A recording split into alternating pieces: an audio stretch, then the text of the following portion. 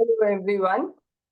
Welcome to Conversations 3X, presented by Inner Expansive Horizons.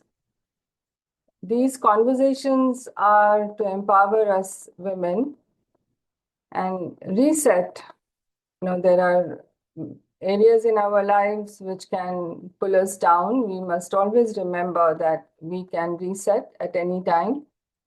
And here, the speakers always encourage women to reflect and reset. So if you have liked our videos before, please do like and subscribe to our channel, share them with your friends to reach a wider audience. Today, I have Emmy Mutale. Wounds are not always visible, but are felt and they leave a long-term imprint. It can reflect through generations. And to heal from this, today I'm deeply honored to welcome Emmy, a guide in the heart of womb awakening and feminine embodiment. Together, we will explore the 5 core feminine wounds, the sacred balance of masculine and the feminine energy, and how reconnecting with our womb, even energetically, can become an act of deep healing, remembrance, and revolution. Let's hear from Emmy. So honored to have you here with me, and knowing the very interesting, unusual work that you do, very sensitive. Thank you for being here and doing the work that you are doing. And let's begin with your own journey. Sure. What led you to discover this process, the sacredness of the womb, and Mm. healing its healing, and how do you guide, and what was the turning point that brought you to this space? Okay. Let me try and keep a long story short. But essentially, I was intrigued by the healing arts already as a young girl. And I was very intrigued by shamanic or shamanistic societies, indigenous cultures, and tribes, and was studying a lot already as a small girl about all this so-called esoteric wisdom, alternative ways of living and being on this planet of ours. And I started meditating when I was a teenager, started learning my first healing modalities when I was in my early 20s. However, although the spiritual path had been a really important part of my life pretty much all along, once I went to university and started to study for my career and then started to work, started to look for employment, started to build my career initially in the field of human rights, so working on women's rights and child rights in different parts of the world. I kind of went off my spiritual journey and very much focused on climbing the career ladder, taking on more and more responsibilities at work, and really pushing myself to a great extent in order to excel in what I was doing. And this went on for quite some time, for many years, me just pushing myself and striving to push ahead in my career, working for different organizations and agencies like the UN and international and local non-governmental organizations and foundations and so on. In my early 30s, I was working for a UN organization and living on the beautiful island of Zanzibar off the coast of Tanzania.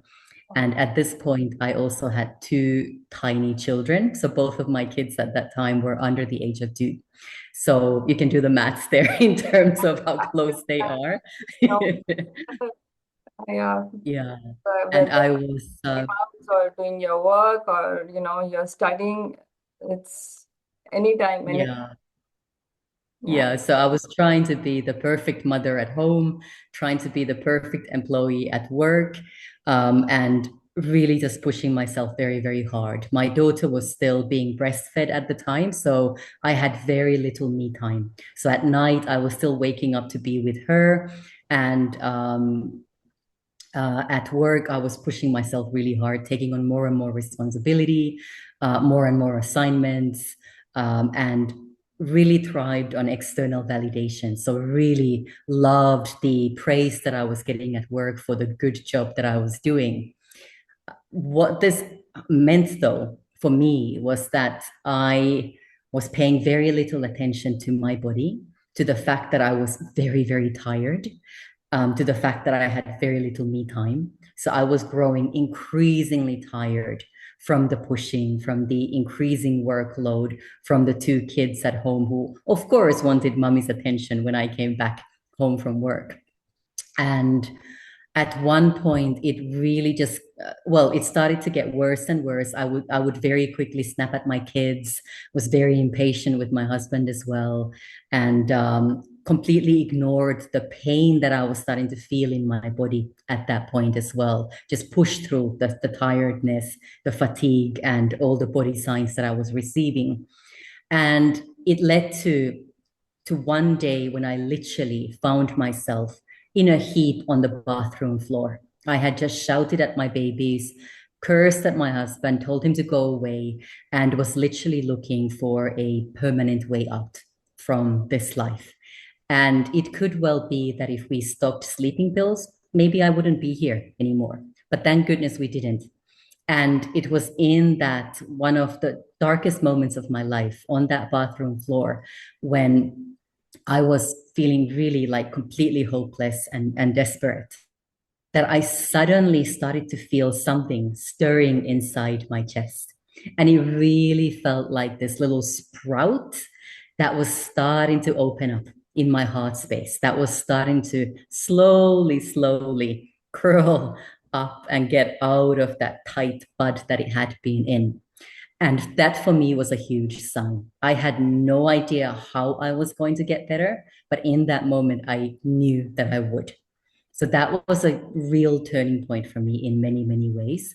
And after that, although it still took many, many years, I started to put more focus on myself, on my spiritual journey again. I started to learn more healing modalities. I started to look after myself in a different way. And slowly, slowly, my own cup started to fill. I started to regain my energy, my will to live and do the stuff that I had always been interested in. And once my own cup started to overflow, then I started to offer healing support to others as well. The journey to my womb, however, took another few years because I was still very much living in what I would call masculine energy relating to action, pushing, going for results, going for goals, having very ambitious visions and ideas of what I wanted to do, and still kind of to a certain extent ignoring my true essence, my true feminine essence, where the feminine is really about allowing yourself to just be still, be quiet, receive guidance, receive information from the divine, and allowing for my internal processes to lead and guide me. And it was only once I started to learn about womb awakening. So, this idea that our wombs actually carry incredible wisdom and power. And we have, through patriarchy, been taught to forget about this power. We've been disconnected from the power of our wombs for thousands of years, very much on purpose. But once I started to understand all the nuances related to that, and I started to connect with my womb and slowly started to receive guidance from her and having dialogues with her and all of that, that's when things really started to fall into place. And the masculine and the feminine energies in my life and within me started to come into more balance. So I wasn't pushing as hard anymore. I was giving myself those moments of silence, of guidance. I wasn't seeking for external validation the way I used to. I started to trust myself and my own worth more and more as time went by. And it's just completely transformed my life, that connection to the womb. Amazing.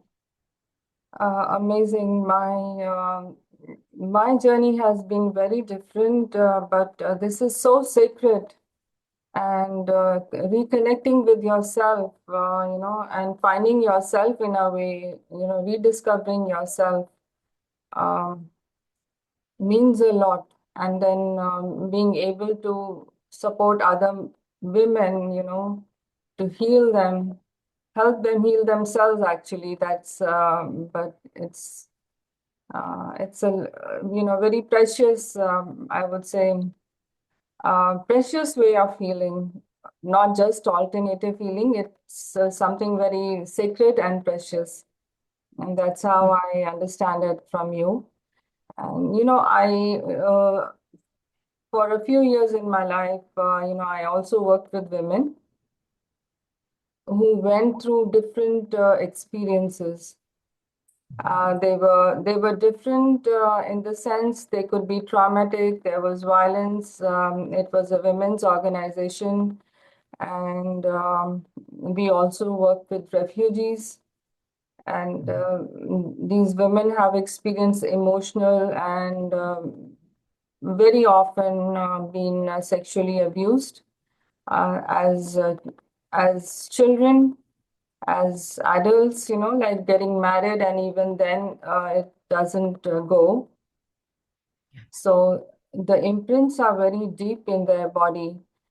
So, and I have also noticed when you talk to them about their families, it is there, somehow subconsciously they or we as women tend to accept this, but it is a generational trauma. Yeah. And can this womb work help heal this lineage pain? And Mm. how can one, begin to gently access and release this kind of these wounds, these inherited wounds? Yeah, beautiful question.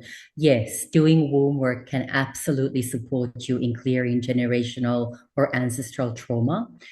It can help you to clear collective trauma, so trauma that lives in the collective consciousness because of the way women have been treated, suppressed and silenced and oppressed for thousands of years. A lot of the trauma, especially the trauma related to violence, sexual violence and abuse of different kinds that you also talked about, does actually live inside the womb space. And over time, it can lead to different types of illness or disease. For example, tumors or growths or um, different kinds of growths within the ovaries or within the womb itself. Um, Cancer is quite a common one that tends to start to manifest, suppress who we truly are when we are exposed to a lot of trauma, when we are abused, and we don't have a way to release that trauma. It just kind of gets stuck inside the body, and very often in the womb space specifically. The process of releasing trauma from the womb, again, differs from individual to individual because we all have our unique life and soul experiences. Some of the women that I have worked with, within one session, we may have been able to clear a growth within the uterus, for example. When in the case of some women, it can take a number of sessions before the trauma starts to kind of melt away and the emotional charge is not so strong, not so high anymore. But the most important thing is for every single one of us, women, to start to rebuild that connection to the womb space. And again, it doesn't have to be a long, lengthy practice that happens every single day. It's about when you remember consciously connecting with the womb. And this, by the way, works even if you no longer have a physical womb inside your body. So if you have had hysterectomy, partial or full hysterectomy, the energetic blueprint or the etheric womb will always be there. And we can learn to connect with that energy. And one of the most simplest ways, would it be okay if I took you through a little process Yes, to yes, help you please. connect? Yes. My Yeah. questions were going to lead there, but please do share. Yes. Okay, perfect. All right. So let's start just by simply placing the hands over the lower belly, over the womb space. And just for a moment, just notice how the warmth from the palms, how that feels against the body. That is the first step in connecting. Just feel and tune into that warmth from the palms and how that warmth is caressing the lower belly. If it feels safe for you to do so, feel free to close your eyes and just take a few deep breaths. So breathing in through the nose and breathing out through the mouth.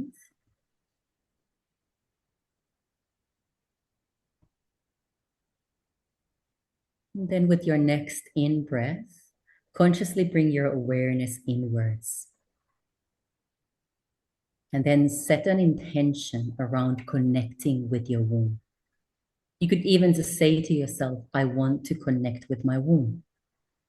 And then that connection could either be you visualizing or seeing the womb, the organ, exactly as the organ is, shaped in the same way, or you may connect with your womb as an abstract shape or even a color. Some women connect with the womb as a sound. And for some women, the visualization part isn't so easy. So they would just tune into the energy or the vibration of the womb space. There's no right or wrong here. Whatever works for you, that is what you do. Yes. So form that connection. Yeah, yeah. And then you can even talk to your womb and you can say, hi, womb, hello, womb, and smile. Smile at your womb space. If you've never done this before, it's going to feel a bit strange at first, but Yeah, it really is like building the muscles. Like if you go to the gym, slowly, slowly you start to lift weights and the muscles start to grow. So it's the same with the womb connection. The more you do it, the more often you do it, the more consistently you do it, that connection grows stronger and stronger. And then you can start to feel the energy inside the womb space. Sometimes the womb will feel tired. Sometimes she might feel really numb or angry. Sometimes she'll be happy and jolly and feeling very light and energized. I felt happy, and it was a moment of very. This is the first time I'm doing it, and I was a little uncertain and a little shy of, you know, but I felt very nice, and I will practice this along with what I am doing, and definitely, Mm. yeah. Beautiful. Yeah, for a lot of us, when we connect with the womb space for the first time, perhaps in this lifetime, it can be a very, very joyful reunion. The womb will be like, oh my gosh, I have been waiting for this. Welcome. Welcome. It's good to connect. And for some women, they might feel a lot of pain, a lot of grief, a lot of sadness in the womb space as well, especially if we carry that trauma from abuse or from whether it's emotional abuse or physical abuse or any kind of abuse, really. So it really changes, it fluctuates. And the best thing for us to do is to keep that connection going every single day, even if it's for like half a minute or a minute. Check in with your womb space. Do it first thing when you wake up. Place your hands on the womb and just smile at your womb space and ask her, how are you? How are you feeling today? And then that dialogue starts to, over time, become stronger and stronger and stronger. Cool. You were mentioning also about the five core feminine wounds. And, how do these often live within us? Like, of course, it was probably collective or generational, but how can one bring them into conscious healing? Because something that has occurred and has already led to a physical stress down the line, like you said, it can create cancer and tumors. And I also know of people having this problem, and we know their background. So, Mhm. can you share a little bit more about that? The five Yeah, core feminine wounds. yes, absolutely. So the five core feminine wounds is a body of work that I have created based on my experiences and And the five core feminine wounds are all interconnected in many ways. And because we have been born into female bodies in these lifetimes, we all carry these wounds to a certain extent because of the ancestral connections, because of the collective consciousness, and because of our own experiences from early on in these lifetimes as well. The five core feminine wounds include the mother wound, the sister wound, the body wound, the menstruation wound, and the womb wound itself. And I'll give you just a brief summary of each wound so that you get a better understanding of what they entail. Okay, Yeah, like I said, so, it's very new to me.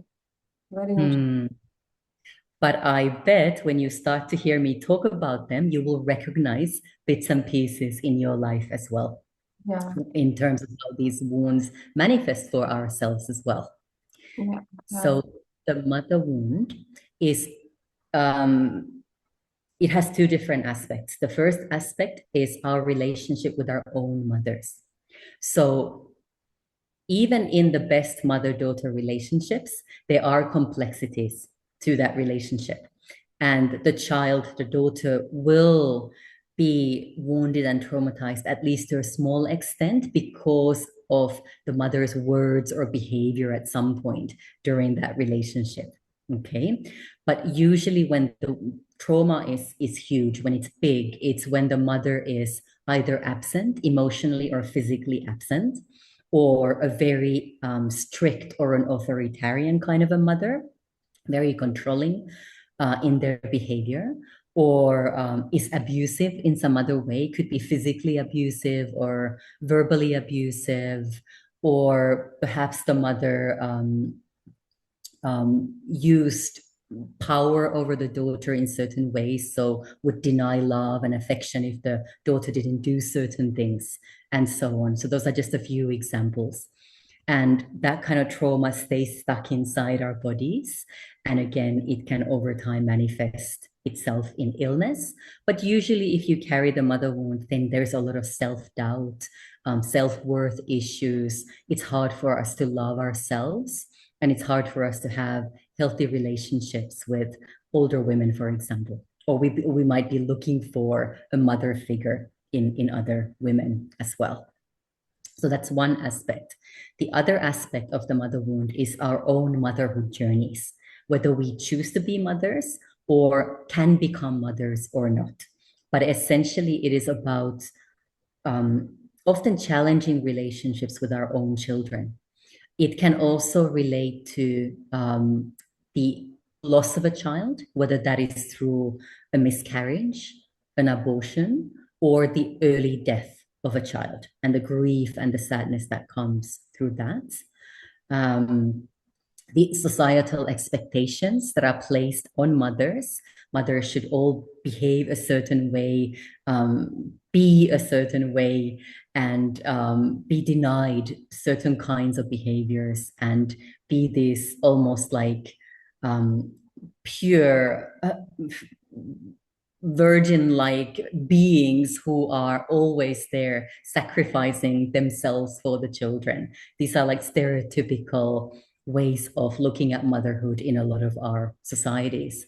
And of course, that has an impact on ourselves as well. So it looks at those kinds of complexities and nuances. And in fact, there's a third context to this as well, which is our relationship to Mother Earth, and recognizing that our planet is a living, breathing organism herself. And how do we live in relationship with this mother planet of ours that births all living things on that live and coexist with us as well. So those three aspects relate to the mother wound. Wow. This And is then, would you like me to go on, or did you have other yes, questions? yes, I have, so how does this practice of womb connection support women, to like when you're healing them, how does it help them to move forward in life? Um, The womb connection. yes, Is it okay if I come back to that at the end when I talk about the womb wound? Because then yes, you'll get a yes, more yeah, precise yeah, idea of yeah, that. Yeah. absolutely, please. Okay. Perfect. Yeah. All right. Yeah. So the second five core feminine wound is the sister wound or the sisterhood wound. And this really relates to the relationships between women. So again, we have been taught to push each other down rather than lift each other up. So there is this ethos of competition, criticism, judgment, gossiping, and even the theme of betrayal that lives very, very strongly within the relationships of women. And again, we need to understand that this was systematically placed on us through patriarchy. Okay. In the past, in the ancient times, women would live in a very different way. Women would collaborate, women would support each other. Women would come together at specific times to gather and go very deep in their own discussions and healing processes and all of that. And over time, this changed, and we really have entered this very unhealthy, very toxic way of being with each other. So a lot of women find it very hard to find lasting, trustworthy relationships with other women, whether it's at workplaces or in our personal lives. Even amongst close relatives, there can be a huge amount of competition, a huge amount of backbiting and talking badly about each other behind each other's backs. And when we start to heal this wound, a whole new world opens up to us. And we realize that there is so much power and so much strength when women come together. And when women come together with the same intention, whether it's for healing or for accomplishing a goal or a vision, oh my goodness me, nothing can stop us. It is incredibly powerful. So clearing this wound is a very, very powerful thing to do. Then the body wound relates to our relationships with our own bodies. So again, we live in a world where there is a very narrow concept of beauty and attractiveness. We are all expected to fit into a specific mold. And most of us spend huge amounts of money on makeup to change the way we look, on exercise regimes to change the way our bodies are, sometimes even resorting to plastic surgery. And of course, in extreme cases, even developing, for example, eating disorders, anorexia or bulimia. I myself have been through that as well. I mean, around the age of 12, I started to become anorexic. I was very controlling about the way I eat and what I ate, and often had nothing but an apple a day because I wanted my body to look a certain way. So I would put myself through really, really harsh exercise routines and regimes, limit what I was eating, and constantly looked at myself in the mirror, thinking about like different body parts and how I wanted to mold them and shape them. And this is very, very common, especially amongst girls and women. So that's one aspect of it, this narrow notion of what it means to be a woman and what it means to be a beautiful or an attractive woman. The other part of, and of course, you know, we need to remember that there's so much pressure from social media, from the TV, from magazines, and all of that for us to be a certain way. And if we don't conform to that vision, then there's something wrong with us. We are made to think that there is something wrong with us. Yeah. The other aspect is that, and this has become especially pronounced over the past 5 years or so, there is this notion that our bodies do not know what to do when we become sick. This idea that we somehow have to depend on external sources for our own health and well-being. We have completely moved, not completely, but to a large extent, thanks to big pharma and the modern medicine, we've moved away from homeopathy and from natural so-called alternative sources of healthcare, Yeah. and ancient remedies, plant remedies, Ayurvedic practices and remedies that used to be the foundation of healthcare and wellness for thousands and thousands of years. Yeah, because they used to take care of, what I've learned in this is that they take care of emotion, they take care of the physical, the clinical aspect of the physical body and the They even talk about your birthplace and the time. At times they coordinate and what is the culture, what was happening. They discuss a lot. And if you have to go to a naturopath or a homeopath, it could be an hour and a half first, just the Q&A session before they can come to anything. Yeah. Yes, It's, exactly. So they look at the human being as a holistic being, yeah. not just the symptoms, and treat just the symptoms. Because obviously, when you're only treating the symptoms, you'll never get to the root cause as to why this disease or this injury or this whatever it is that's happening to you started in the first place. So it's a very warped way of looking at medicine and well-being, and it's all based on profit and money and power dynamics as well. So that's the kind of world we kind of live in at the moment. And a lot of people are starting to see this. They're starting to wake up to this and really starting to change the way they eat, the way they look after their bodies, the kind of doctors they are choosing to see, and all of that. So really reclaiming that power of our own bodies, because our bodies know exactly what to do as long as we provide the right kind of environment for that healing process to happen organically and naturally. Um, and of course, this idea that my body is sacred, my body is sovereign. I decide what goes into my body, not a government, not an external authority. I decide. It is my choice. So this narrative has been very much on the surface over the past 4.5 and 5 years.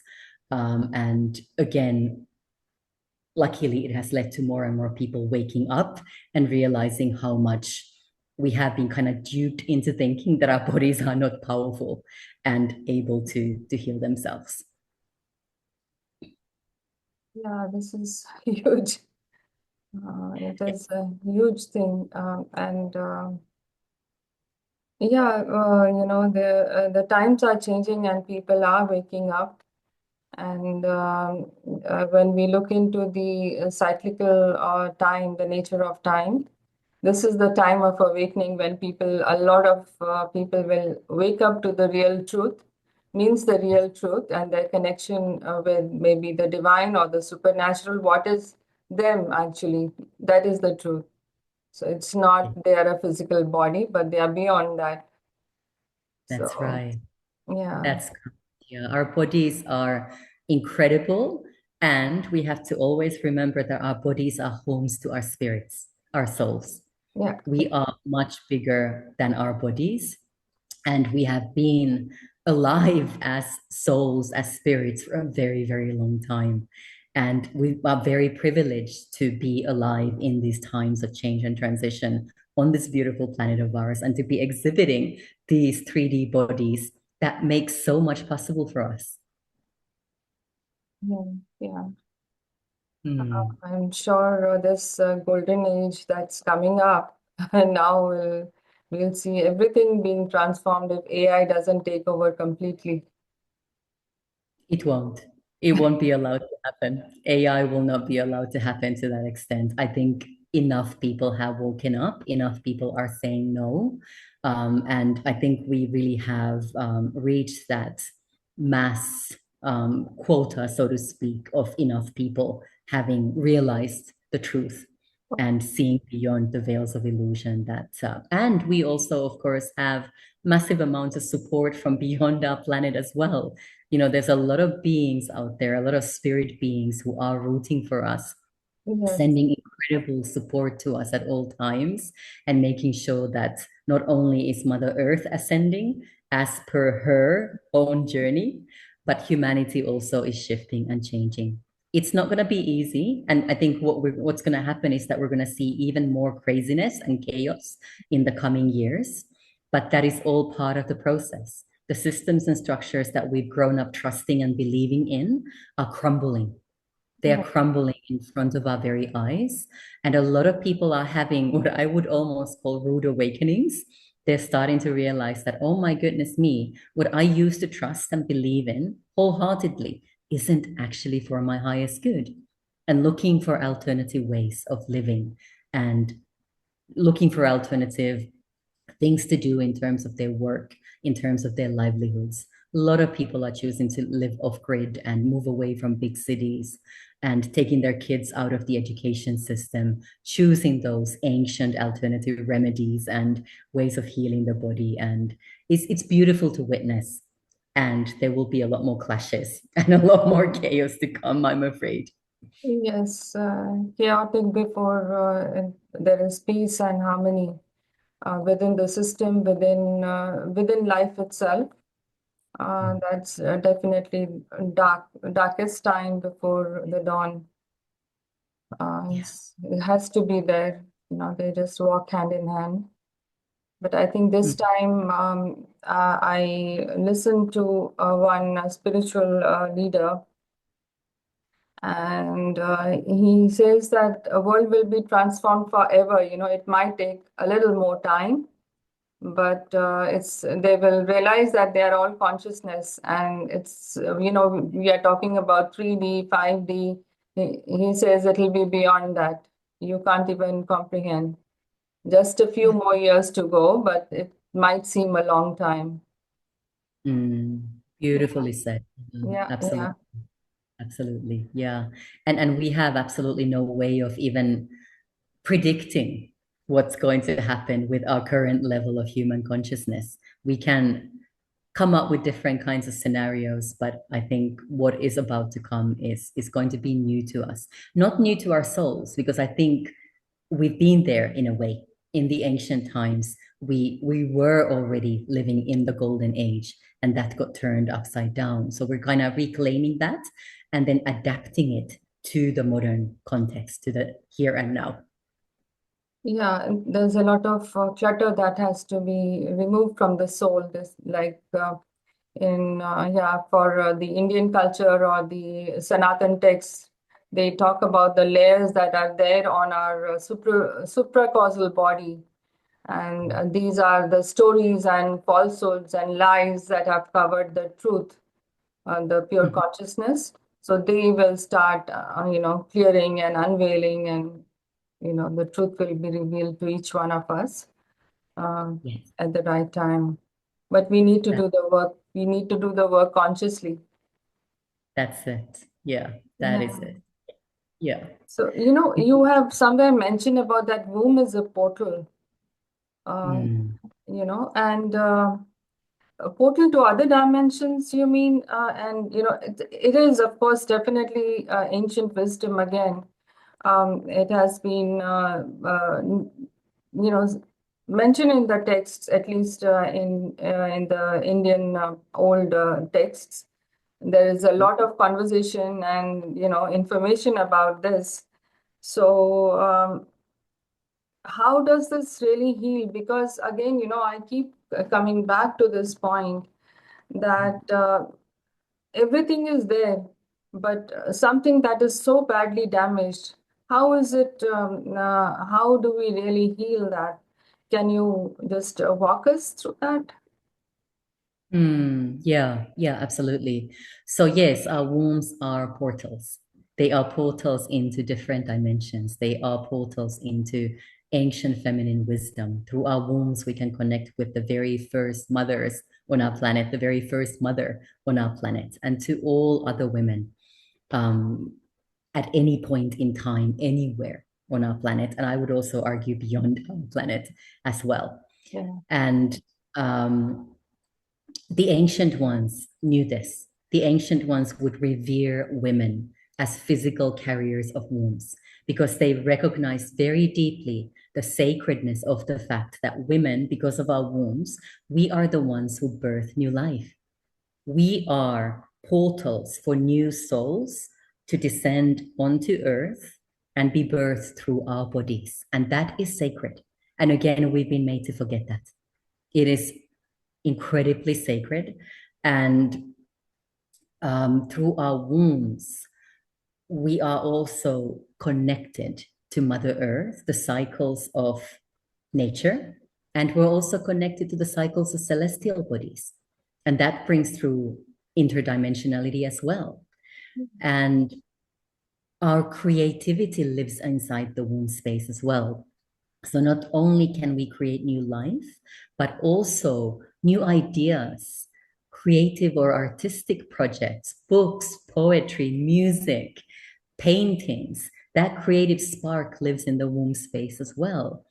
And it is with the womb that we can also bring through new ideas and new worlds.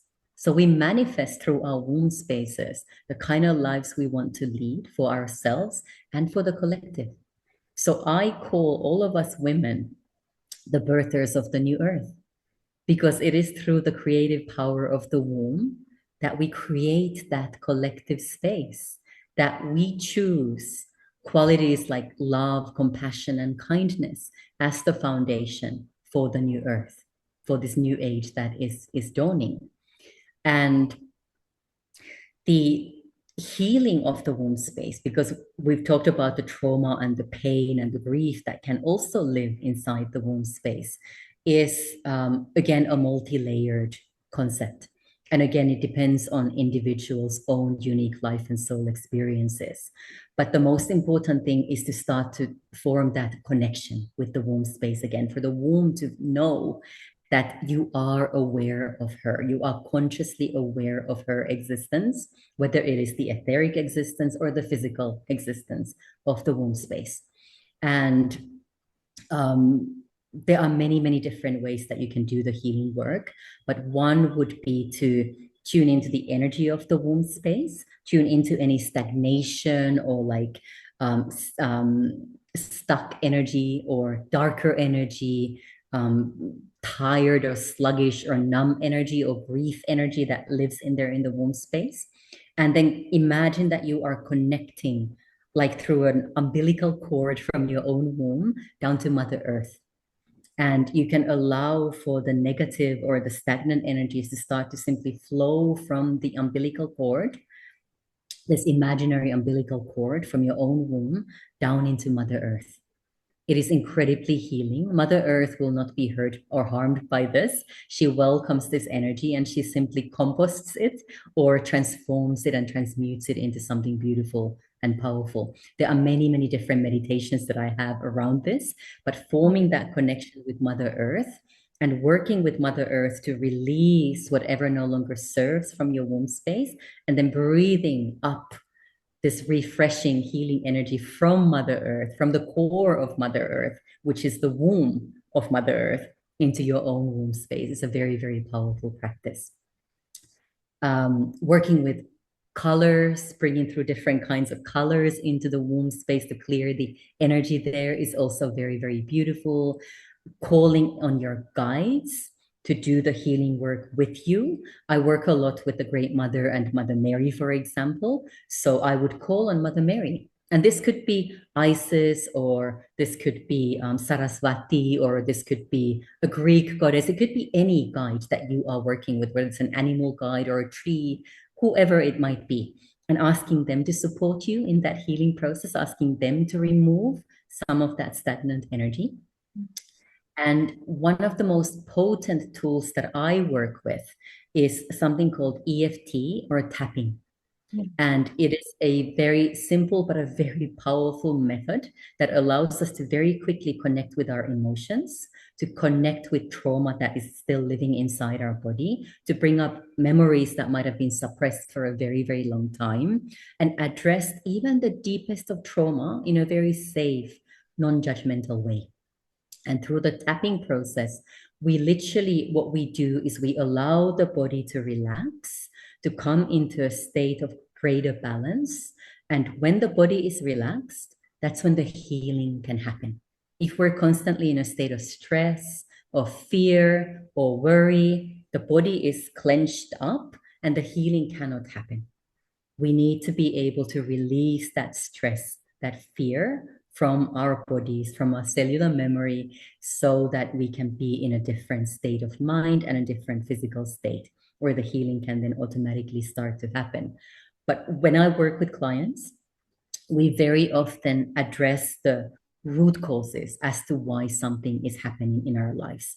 So let's say that we've experienced a lot of trauma, a lot of abuse in our lives, and it has now turned into a growth inside the womb space. So there's a tumor inside the womb. We would start to unlayer the onion, so to speak, to peel back the layers of the onion and really try and understand, where did this actually start? Is it something that happened to you very early in your childhood? So did you experience some sort of trauma or abuse, especially in relation to your feminine essence, to your womanhood, to the fact that you are a woman? Was your spirit crushed? Did you experience abuse? Were you silenced as a child? Were you not allowed to be creative and really express yourself? All these things can manifest in trauma inside the womb. And then start to work with that younger self to change the beliefs that they took on from the trauma, and in that way empower that younger self so that the present you can also start to expand and feel lighter and experience the healing and the growth. It can be that we go back to an ancestral lineage and work with an ancestor. It could be your mother or your father, it could be your grandparents, it could be your great grandparents, or it could be hundreds of years down your lineage, and there's an ancestor who experienced So something. is that, may I ask you, is that to do with past life regression? Like you go into the past, is it or auto suggestions, or maybe direct hypnotism and going into past life regression?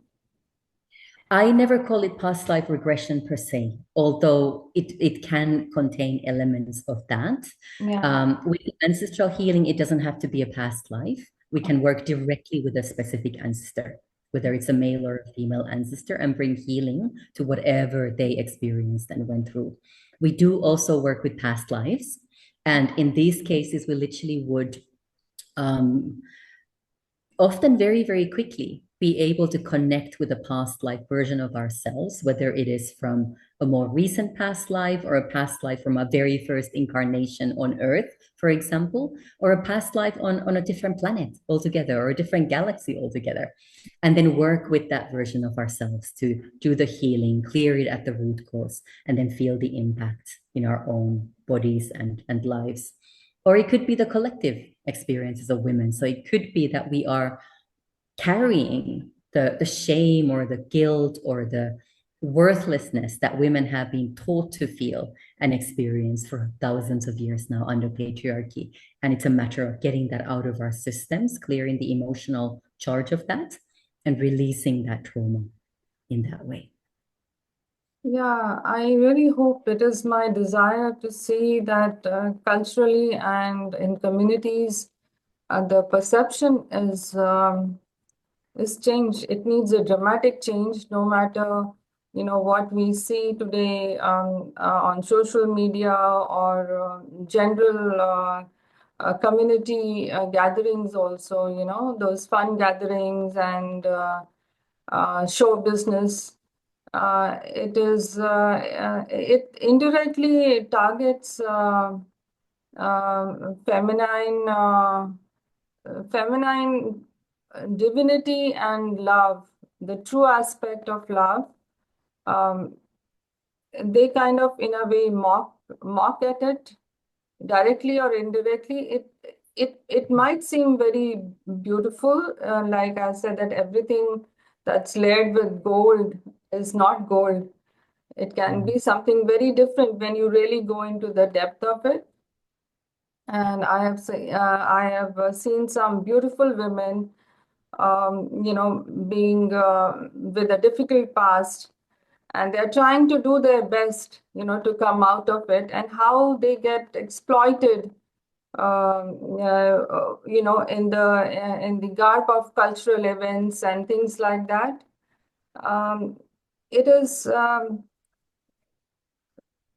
I don't have the right words. Maybe you can help me with it. Like, when you have a talent, you are creative, and then there is a past. People want to see that creative talent, but they will not let you go of the past. There is another aspect of that. You know how, I mean, and the woman is trying to struggle and keep up with the times. It's the need. Creativity is a passion. It is something that comes to her naturally. And yet, she, on the side, this part of influence on her it's coming back to her, that this is the past. This is where you have come from. So this needs to change, I think. I don't know how that will change, but it is meshed, it is web, it is a kind of a matrix, a veil that is very strong. It's unseen, but it is so strong, it's difficult to break through it because it is there in the veins of people and the community, and it lives there. And Yeah. and anything can trigger, the people are not even conscious about it, that they are doing this. That's right. Yeah, yeah. Yeah, you're speaking very beautifully about the collective consciousness and how these beliefs and narratives and paradigms within patriarchy have been there for thousands of years. And we've all been born into that way of thinking, of behaving, of existing, and with these predetermined notions of what it means to be a woman and what we are allowed to do, what we're capable of doing, and what is appropriate, what makes you a good girl, and what turns you into a bad girl. And we're very, very good at boxing each other into this very small, confined ways of being. It's like you're not meant to be that, you're meant to be that. And in many ways, it comes out of fear. Because imagine if this person suddenly started to exhibit her creative talent and became a famous artist, for example. What would that mean to me? What would that make me? She suddenly burst out of this bubble that we've created for her and about her, this box that she's been in. And now she's living this completely different life. Why can't I do that? Who am I? You know? And how do I relate to her now? And it's this human condition of wanting things to remain the same, this fear of the unknown, and of course this need in the current context for women to remain silenced and suppressed and oppressed. Even a woman who might be wealthy and who might be successful by all the modern standards, we still put certain expectations on them because they are women. Oh, yes, I have interacted with so many women, gorgeous and very loving, spiritually very elevated souls. But this is this world, and it's happening. And they are very well off, professionally, monetarily, socially, and yet there is hidden acceptance that, okay, this is my space, I'm a woman, and I must accept this way of life. And this is all covered, behind the walls. It doesn't come out. She's very cautious about letting anyone know about it, expose. No, there's no way no one can know unless and until you're really a part of it somewhere. Mhm. It's So uh, true. it's very sad. It's very sad. Yeah, and again, so many of us are awakening at the moment, and things can really start to shift. Even for those women who feel very hopeless, feel like there's no way out, we need to remember that the change always begins within the individual. And when we start to change our beliefs, the way we think, our lives can also change, and very, very quickly, very drastically and dramatically as well. You also mentioned that, about a balance of masculine and feminine energies. So how does that work? How do you help them to balance this aspect within themselves? Yeah, absolutely. So it's really, again, recognizing which energy you tend to gravitate towards, Okay. which energy do you kind of prioritize, whether it's conscious or subconscious prioritization.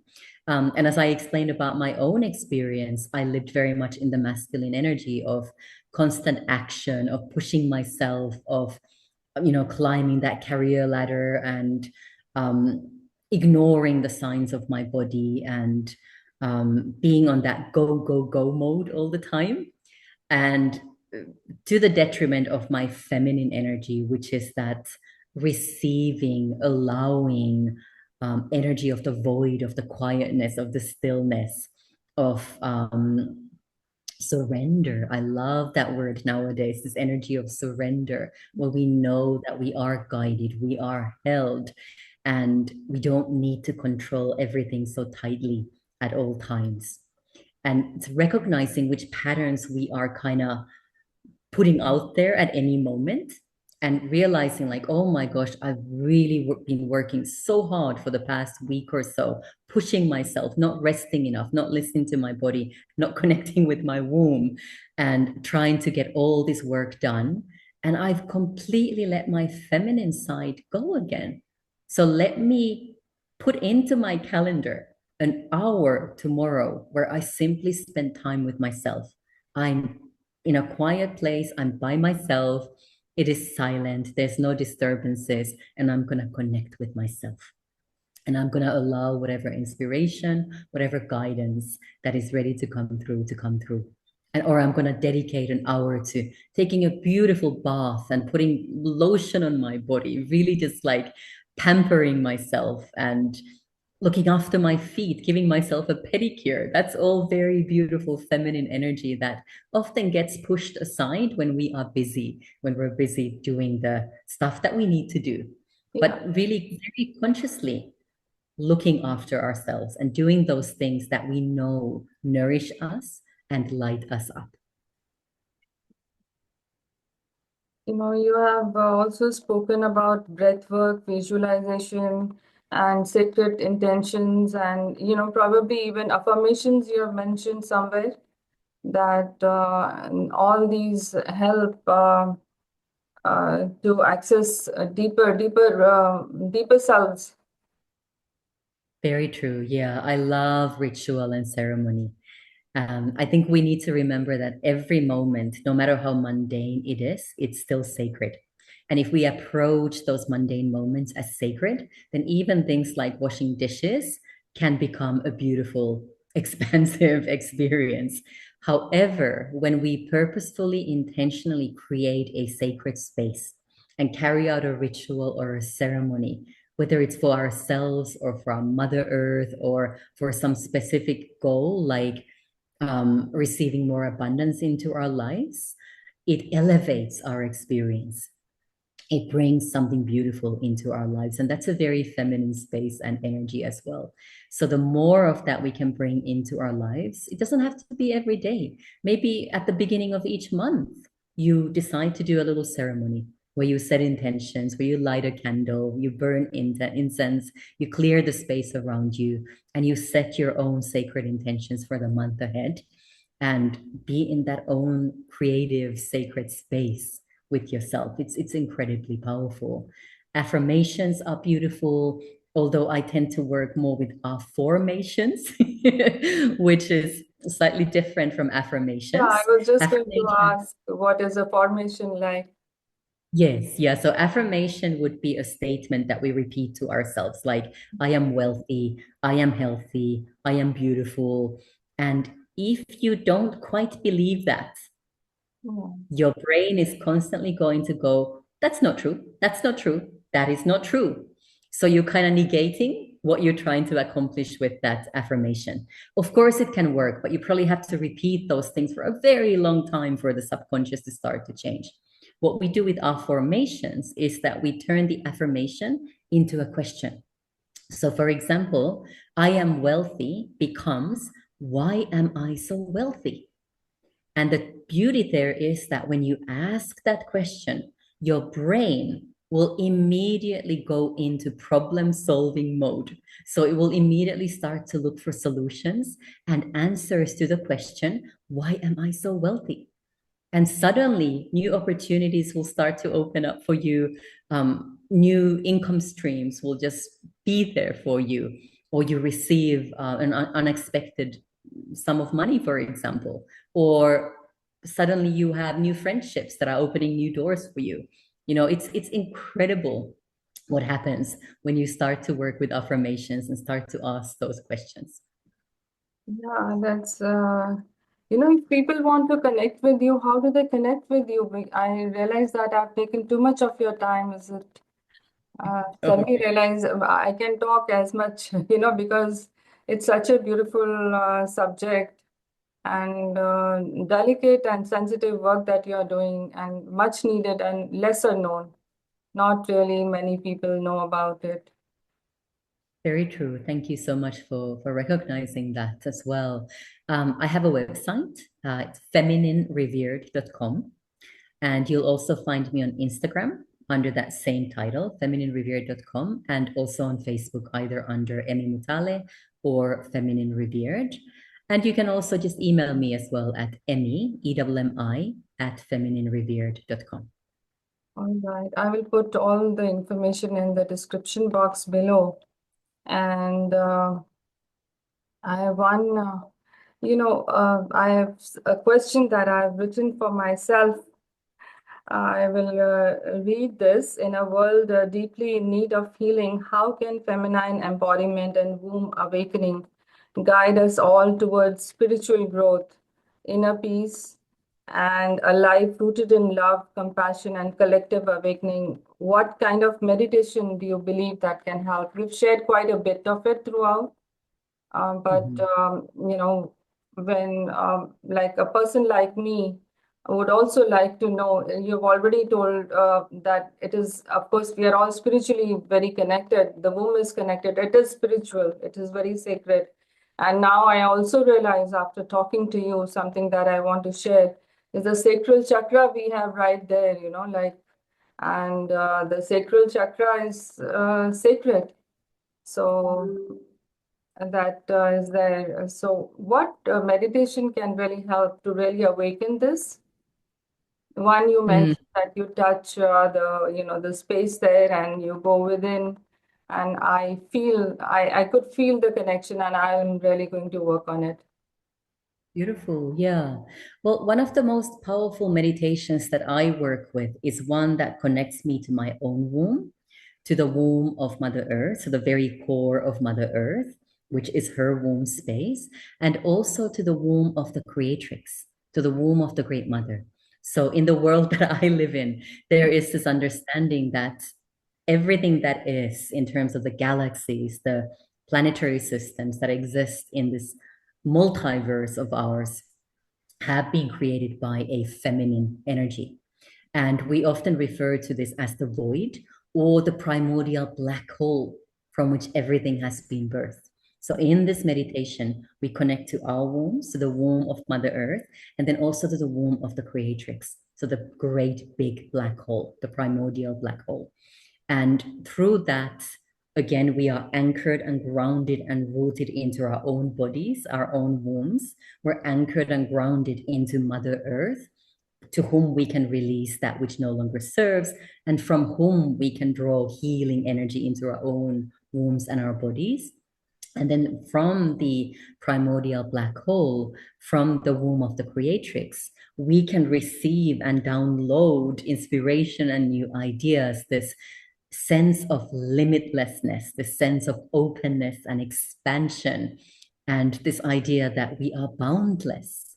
Our consciousness is boundless, and there are absolutely no limits in terms of how far our consciousness can travel and journey, and what it can expose to us as well for our own well-being and healing. And I'm happy to share a recording of that meditation if you'd like, for all of your Yes, listeners as well. yes, please. I will share the link as well. If there is, I will share that link. Um, Sure. Definitely. Yeah, That would be hope we wonderful. can connect again sometimes later for a special aspect of what work, because there are so many things. You also do a lot of retreats. Yes. And so in retreats, you have these ceremonies happening. Oh, yeah, absolutely. Ceremonies are a big part of my retreats. Meditations and guided journeys, shamanic journeys are all a big part of my retreats. At the moment, a lot of my retreats are taking place in Egypt. Yeah. I've felt a strong connection to Egypt ever since I was a small girl, and the energy there in those ancient lands is just very, very special. So I love to take women to Egypt, to the desert, where we're in the middle of nowhere under the vast starry skies and connecting with the primordial energy of the sands, of the landscapes. And then, of course, also the more priestess type retreats where we go into the temples and the pyramids and do sacred ceremony around that. You go within the pyramids and to do the ceremonies? Okay. Yes, whenever we can, we do private visits into the pyramids and we can then do sacred ceremony inside the pyramid as well. All right, that's beautiful. That must be very, very interesting and Oh, empowering because it's a different world. completely different world, and yet interconnected to us as well, because we are all interconnected. Everything is energy, and we share that common um, origin as humanity as well. And we know that ancient Egypt probably stretches way beyond our current understanding of the civilizations that have existed there. So it takes us way back. Yeah, yeah. Thank you so much for sharing so much of information. Very precious, very spiritual, very sacred. Thank you, Emmy. I look forward to connecting with you again and share this with everyone. Thank you. Thank you, Kamaljit. Appreciate your time and thank you for providing this opportunity and space for me. I am grateful. I never thought this will be so spiritual, but it is spiritually very intense. Thank you. Thank you.